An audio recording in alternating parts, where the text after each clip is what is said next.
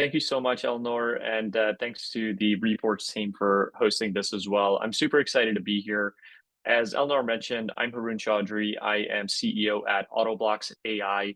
We help companies to build reliable AI products, and the way we do this is with an evaluation and testing framework, which I'll talk a little bit more about what those things mean in the context of AI a little bit towards the end of the presentation. But really excited to dig in. And a little bit more context on myself. My background is in machine learning, and we founded Autoblocks about 2 years ago, only a couple of months after ChatGPT was released, to help solve some of the unique problems that companies are facing when building with AI products. So just to kind of level set what to expect over the next, and I'm going to set my timer here so I don't go over the next 25 to 30 minutes or so, is we're going to go over a few different topics. We're going to talk about what makes AI products unique. Why is it that we are having a discussion around how to build reliable AI products? Why is this a unique consideration? Then we're going to talk about the AI Product Flywheel, which is a term we use at Autoblocks to talk about the systematic improvement and evaluation of AI products. And then we're going to talk about parts of that flywheel, including evaluations, test case management, configuration, and more. And towards the end, if we have time, I am happy to do a demo. Probably won't have time, so we'll just jump right into Q&A at that point. So without further ado, let's dig in. So what makes AI products unique? Now, this is a really important question, and it really just sets the stage for why there's tools like Autoblocks AI out there, why there's webinars like this one focused on helping teams to create and reliable AI products. It really boils down to the idea that traditional software is deterministic. So when you write the code for that software, it either does a thing or it doesn't, right? But with AI software, when you introduce large language models, for example, into your code base, these large language models are probabilistic. So they may occasionally produce a helpful response, other times they may not. They're unpredictable in a sense. And what goes into these models isn't always reliably what comes out. And this is really powerful in so many different ways. Companies benefit from this fact for personalization, for example. AI chatbots can personalize responses to individual users in a way that traditional software just couldn't, right? It's really impossible to personalize for the long tail of inputs that go into a product, but with AI software, you're able to do personalization at scale. And you also have some lightweight reasoning capabilities nowadays that these AI models are able to take on. So there's a lot of really powerful benefits that companies can reap if they deploy these technologies in a very effective manner. And there's many headlines that speak to this fact, but the one we wanted to highlight was Klarna was able to essentially cut marketing costs by $10 million annually by using namely generative AI models like LLMs. On the flip side, when companies deploy these technologies without the right measures in place to prevent them from not necessarily giving the correct results or the most accurate results, bad things can happen, and it can impact their bottom line. It could impact their reputation in their industry. And so in this example, you are essentially looking at a headline about Google's AI recommendation engine, which you may have seen on social media has gotten some flack for some pretty ridiculous outputs that users are getting from the inputs. So there's a couple of different outcomes from deploying AI technology. You can reap the benefits, but there's also a lot of risks attached to it that companies are really grappling with today to try and overcome. So when you take these two sides of AI into account, the question really becomes, how do you achieve consistency in the model responses so that users can generally expect a good result? So how do you get accuracy and reliability more consistently? That's really the question that we want to answer. And so the companies that solve this problem, they take a few different components into account in order to figure out what their solution is to that problem. One is they have an answer to how they should measure their results in a scalable way.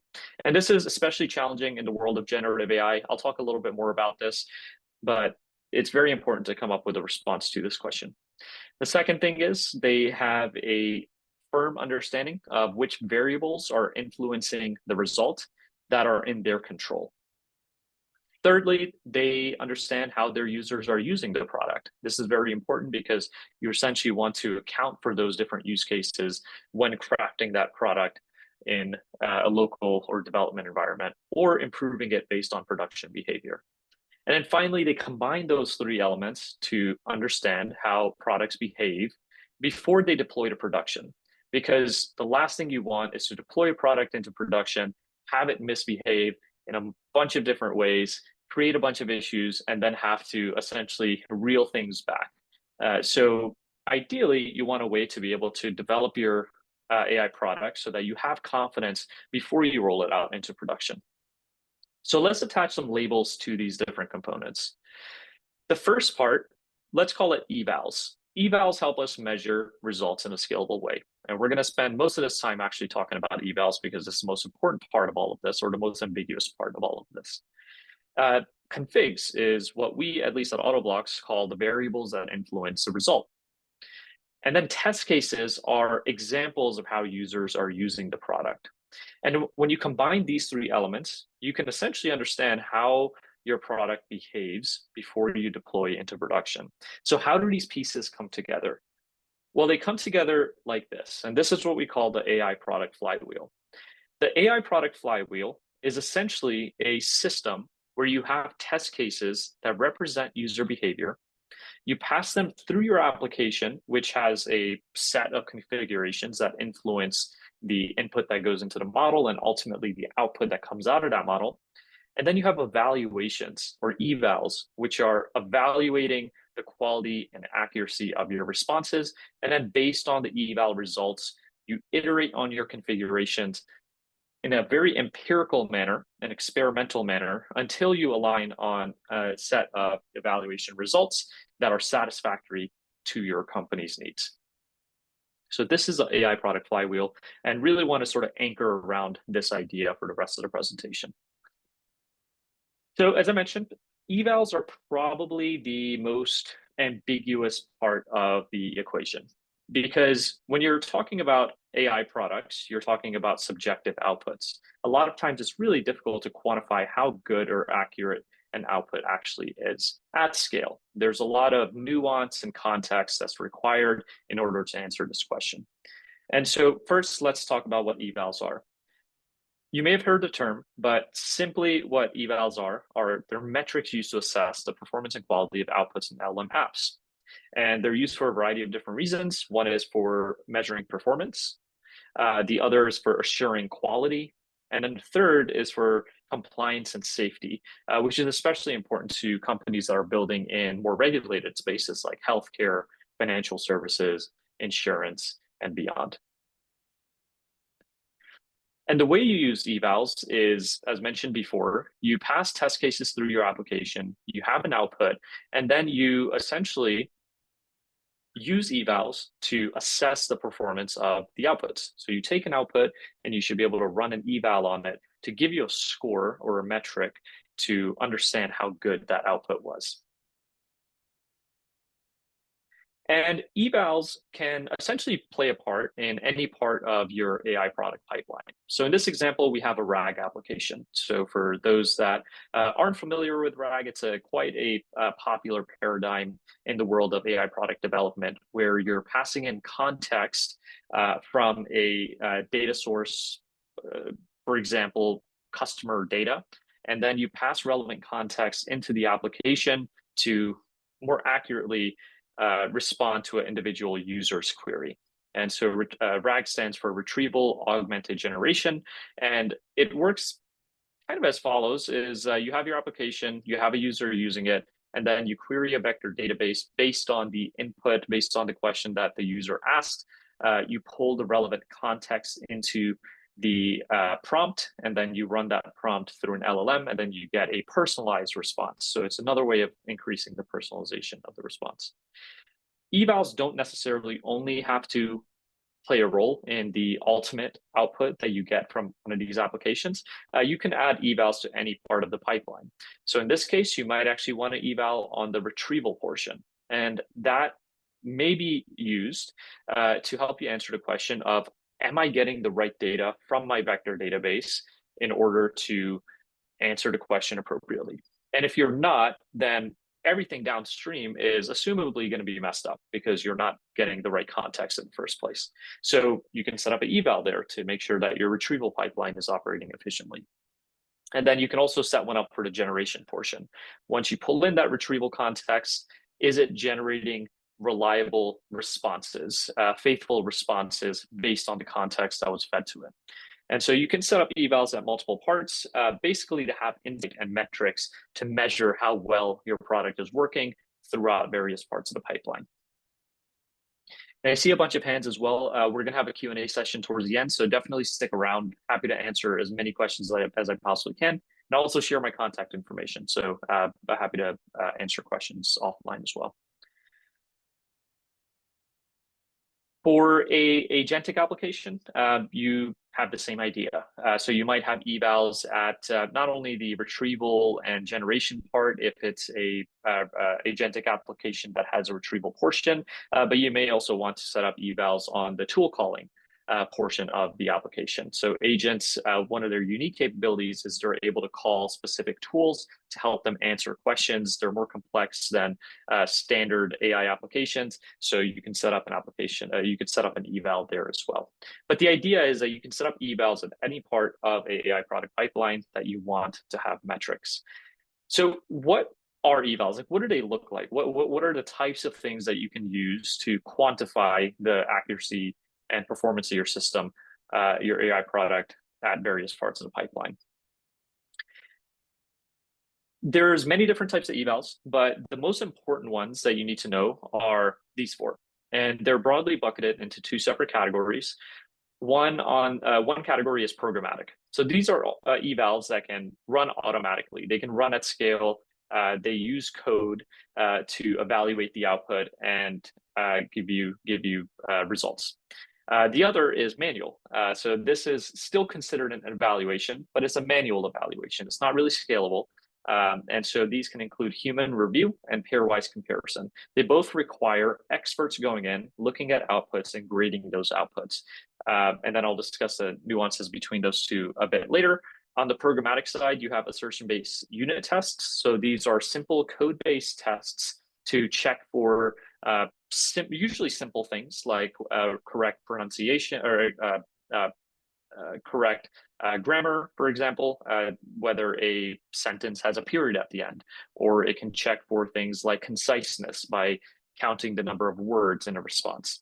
And then you have LLM as judge. LLM judges are essentially a way of using LLMs to critique the output of an LLM. It's a bit meta and has some considerations I will talk about.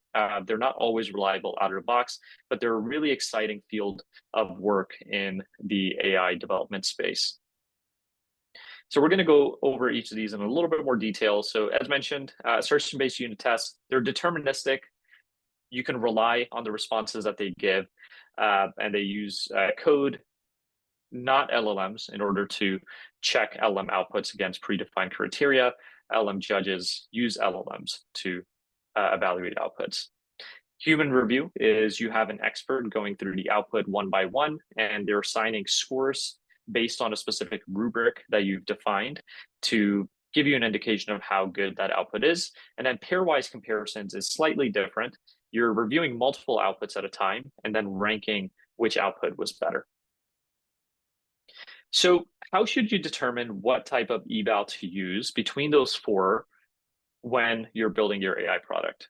And there's a few factors that we suggest companies take into consideration when choosing the right evals. And those are reliability. How reliable are the results that you're getting?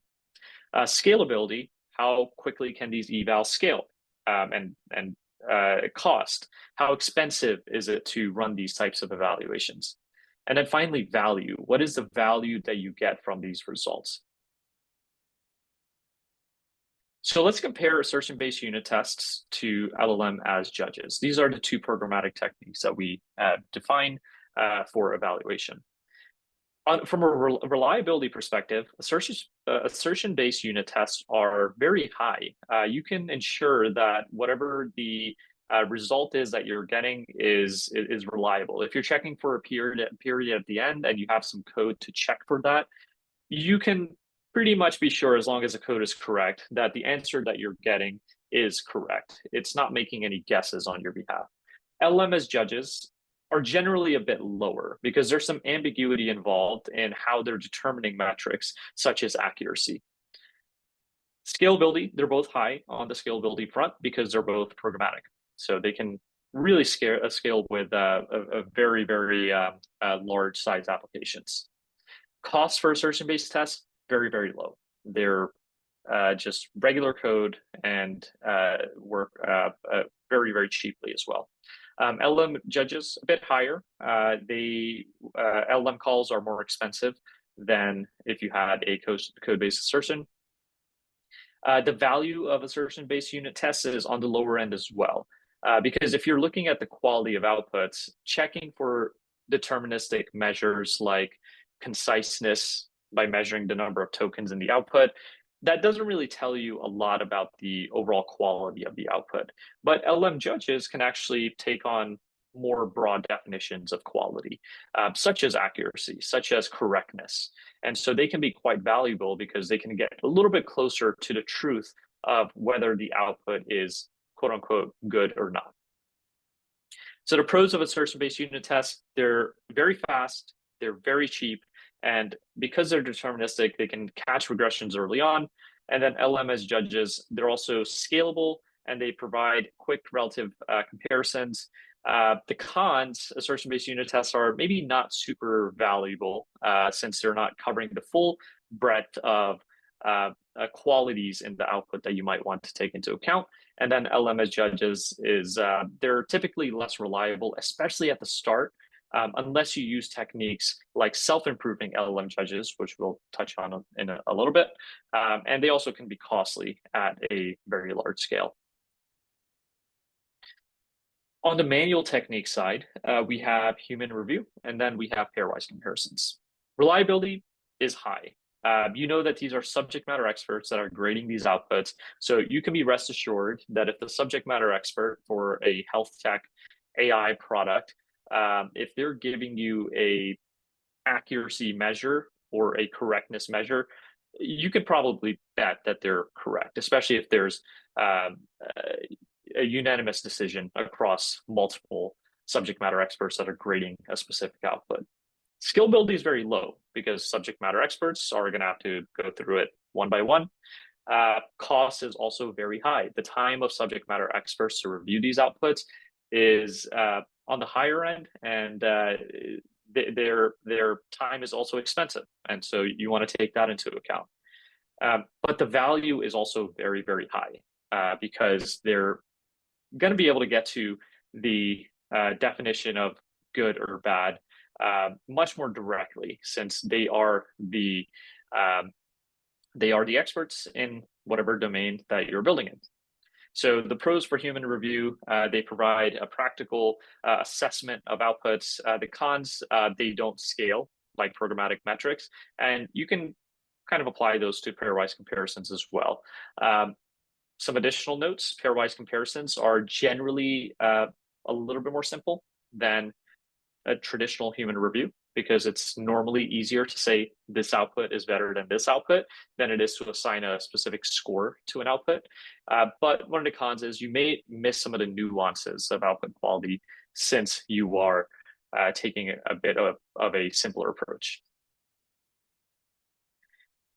All right, so we talked about evaluations. That's really the most important part of all of this. It's very ambiguous, but the space is developing very fast. Folks like Autoblocks AI and our team have productized ways to make it a lot more easy, but it is still a very fast developing space. Now, the next thing you need to take into account is you need test cases. So again, the role that test cases play is that they simulate user behavior. And why are test cases important? Well, if you don't have test cases, then you don't really have any data to run your product on and evaluate those outputs on. And if you have the wrong test cases, then the issue is that you might actually be testing your product against use cases that your product won't actually be able to see, and you may be caught blind by specific use cases that you didn't cover in your local development process. So let's talk about what makes for good test cases. Broadly speaking, you want your test cases to be comprehensive. So you want to cover common use cases and also edge cases, and you also want them to be up to date. And so why are both of these things important? Well, there's a very long tail of interactions with AI products. You're going to have some use cases that are very common. Users are most commonly coming to this presentation, AI generated presentation application to ask for pitch decks, maybe, right, for example. But then you're going to have edge cases. You're going to have folks that are maybe doing a slides night with their friends, and they are each pitching slides on random funny topics like what is the best ice cream flavor. And you want to make sure that you cover those edge cases as well for the users that are in your user base. And then also you want them to be up to date, because for a lot of AI applications, the user behavior may actually be seasonal. And so behavior may change over time. So with the election cycle coming up, for example, a AI generated presentation company may start to see a proliferation of slides that have to do with politics. And you want to make sure that you take those into account so that you can ensure a great experience for those users as well. And this is a very live process. It's a very dynamic process. So again, good test cases, they're covering common use cases. Good test cases also cover edge cases that you've already seen. So if you see edge cases, you may want to add them into your set of test cases that so that over time when you're developing, you can understand how your application will respond to those edge cases. Bonus points for if you cover edge cases that you might expect to see but haven't already seen. Because if you're able to do this, then you're a step ahead. If you can foresee that users might start to use your product in certain ways, and then start testing your product against those, and then your users start using the product in those ways, you will have coverage so that your application responds in the way that you expect in those situations. And then a final point goes back to the second bullet, is you want to have examples that have already contributed to issues. If you see any issues in production, you want to pull that into a test case so that you can use it in a local development environment, and then you can iterate on your product to make sure that those test cases pass. So where do you store test cases? Well, test cases, you can really store anywhere you want. Most companies that we work with, they'll store them in Autoblocks since it's easy to pull in production data hallucinations into test cases, and we have sort of management tools in our platform, but you can really store them in CSV files. You can store them in data sets. We've even seen folks store some of this type of data in Notion documents, and since they have an API to be able to pull that data in. Don't recommend that, but you can essentially store test cases anywhere. All right, the final piece of the AI product flywheel.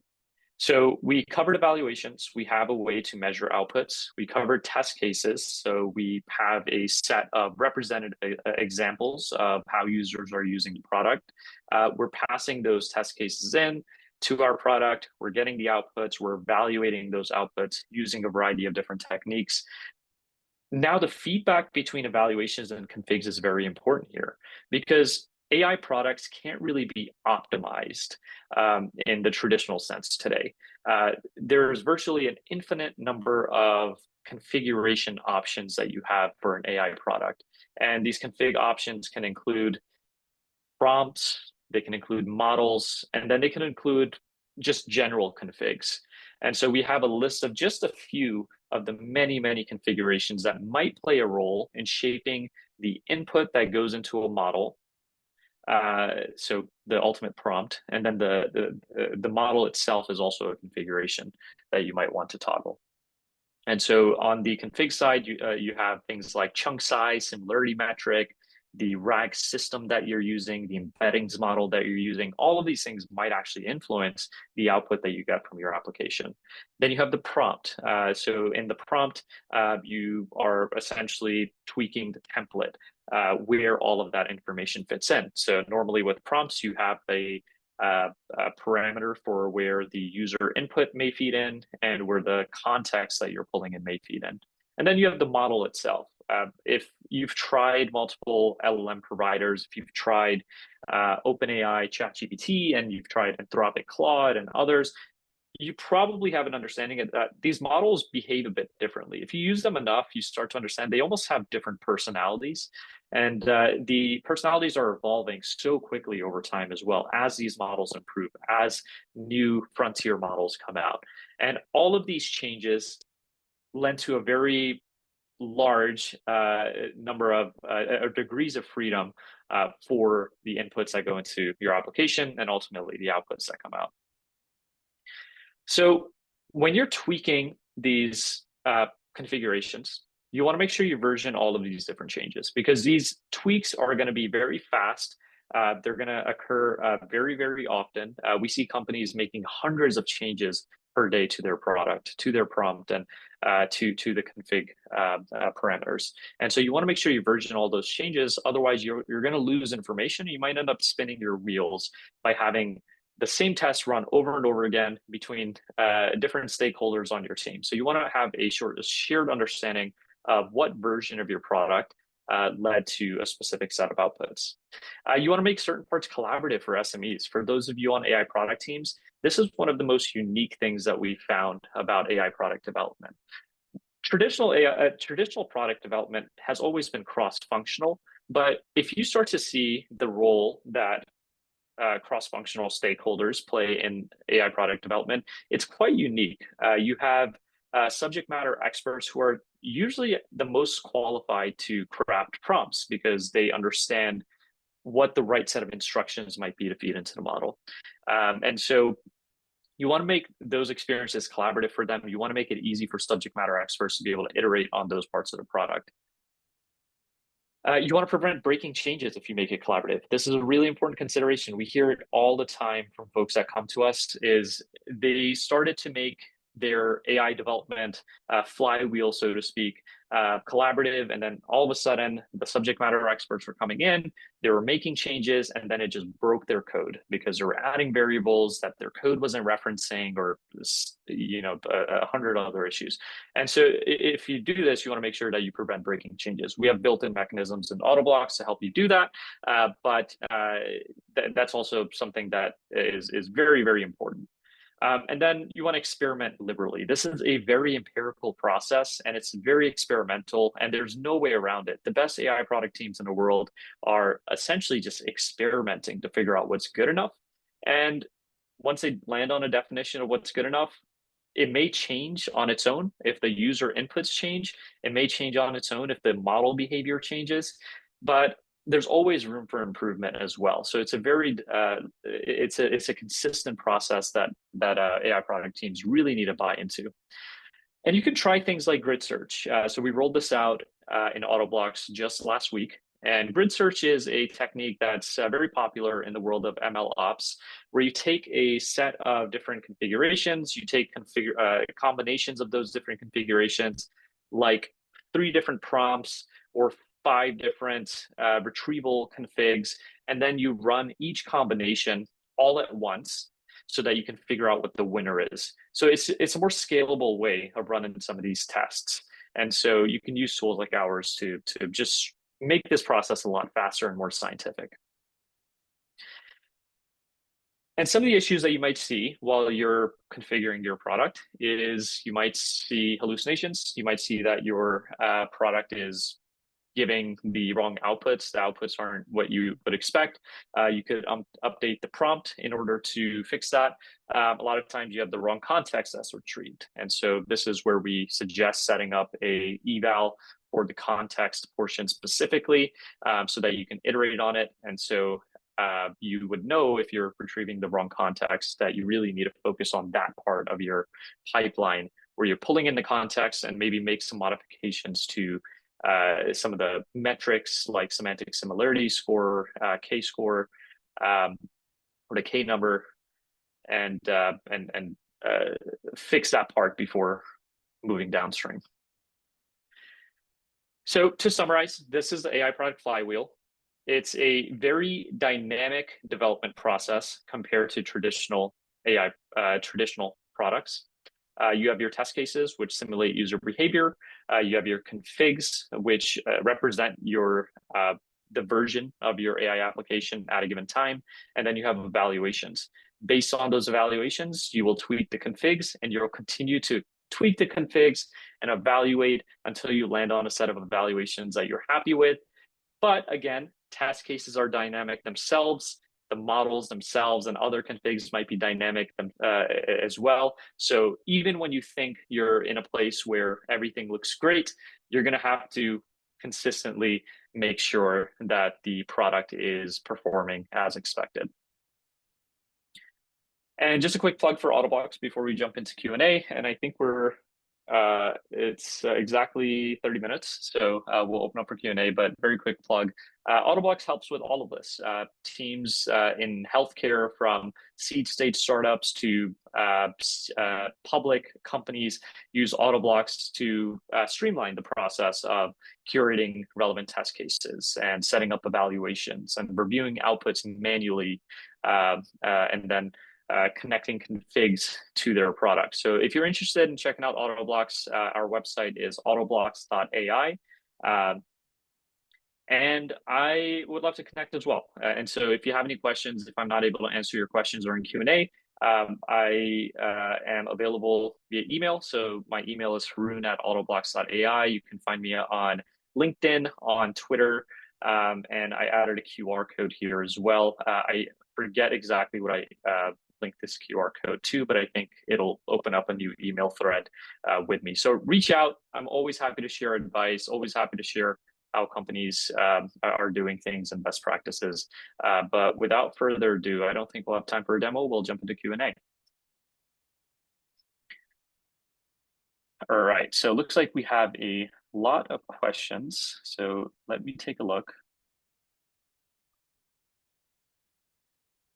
And just a quick reminder for everyone, we're going to prioritize questions based on most upvotes. So highly recommend you to just upvote on the questions you want Haroon to prioritize.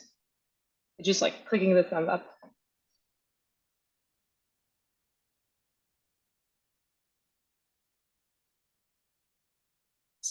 And Eleanor, just to make sure, so I'm on the webinar chat. Is this the Q&A or is there a separate?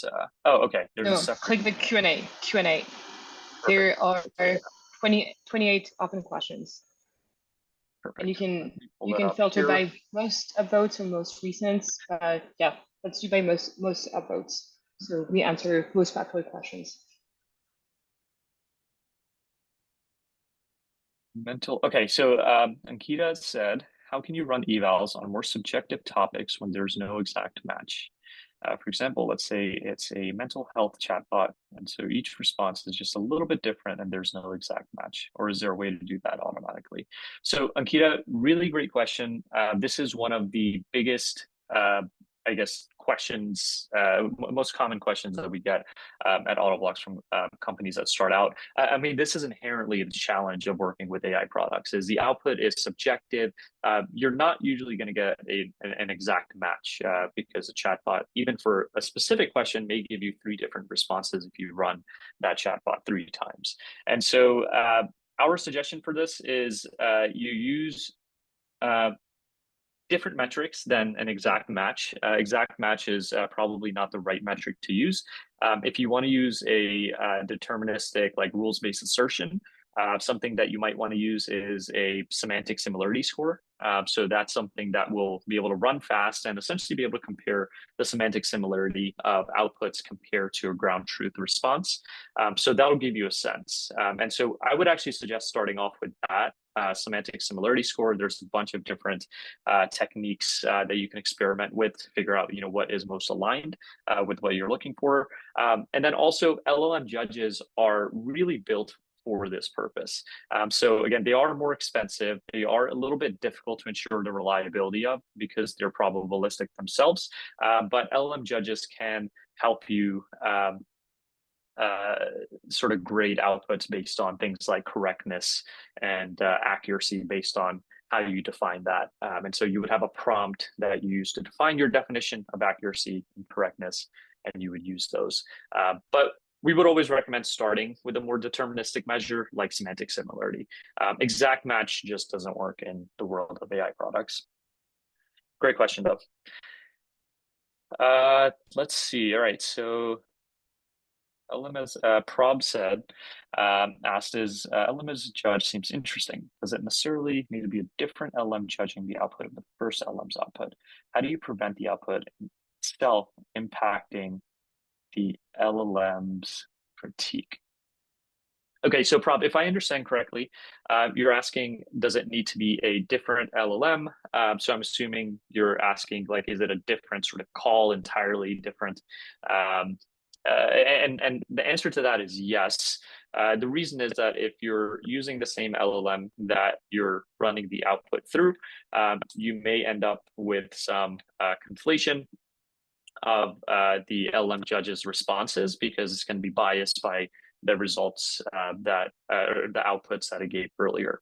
And so with LLM judges, you almost always want to go with the highest quality model that you can find, even if it's more expensive, because you want it to be extremely reliable. So this is not the place to sort of save on costs and costs at all. You want to go for the most expensive, best model that you can find, and you want it to be different, and you don't want it to be biased by the responses that the model has already given. Great question. What companies evaluation competencies? This is such a good question, Janine. So the question is, as a new team, what competencies would you want to hire for to fill evaluation competencies? What role would this be? The job description title would be. So if we take a step back and we look at evaluations, there's evaluations, the technique, right? Evaluations, the technique are using these programmatic or manual ways of understanding the accuracy and output of the quality of the outputs. So there's the system itself, but ultimately what you're doing is you're trying to figure out how good the output is. And the people that are going to be most qualified to do that are going to be the subject matter experts. So almost always what we see is that the companies that have the best success with building scalable evaluations are the ones that have subject matter experts at the center of this process. Subject matter experts are going to give you the definition of what's correct and what's not. You want to pair the subject matter experts with the developers who are building some of these evaluation techniques into the product, and you want those developers to have a great understanding of what the subject matter expert considers to be good or not. And so we have some workflows, for example, in Autoblocks to help you do this. And so just to kind of like illustrate how this comes together, you have your test runs, and then you have your evaluation results. So for example, you have LLM judges, you have some programmatic tests. Then you could have a subject matter expert actually grade the outputs themselves based on a rubric that you've set.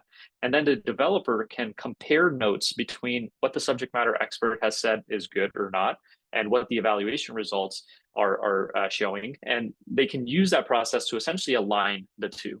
And so if the evaluation results are telling one story and then the subject matter experts are telling another story, then you have a bridge that you need to sort of you need to bridge the gap between the two. But at that point, the developer has a ground truth to essentially iterate on those evaluations with. And so because they know that the subject matter expert has graded the outputs as such, they can iterate on the evaluations until the evaluations start to make more sense in the context of what the subject matter experts had sort of shared. So hopefully that answered your question. I think it's a great question. It's a very complex one. Team composition is something that we get asked all the time, but this is one of those spaces where we think technical expertise and subject matter expertise needs to be working very closely together so that you can take in that expertise and you can bake it into the overall system. Robert asked, will you be sharing the deck? I'm not 100% sure. That is a question for Eleanor, but I think so. I think so. Okay. If you're okay with sharing the deck, we'll share it. You can expect an email from us for that. All right, so I think we're running on time. I will address one more question. So Pranjali asked, are there eval methods that combine both programmatic and manual methods? Another great question. So there absolutely are. We rolled out 3 weeks ago self-improving LLM judges at Autoblocks. Essentially what that technique is you have LLM judges that are evaluating the output programmatically using a prompt. And you have experts manually reviewing the outputs as well.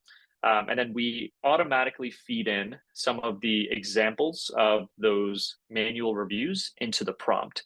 So over time, the LLM judge is improving because it has better examples of how to actually perform the evaluation task. So there definitely are techniques. We think about it a lot at Autoblocks. We've already started rolling out features along that front. And it's a really fruitful line of work for a lot of our customers. They're finding a lot of early success with it. Great. Well, I think we're at time, but really appreciate you all taking time out of your day to learn more about the AI Product Flywheel. As mentioned, I'm available over email or on socials. If you have any further questions or if you want to chat about how to productize the evaluation process using Autoblocks, always happy to help.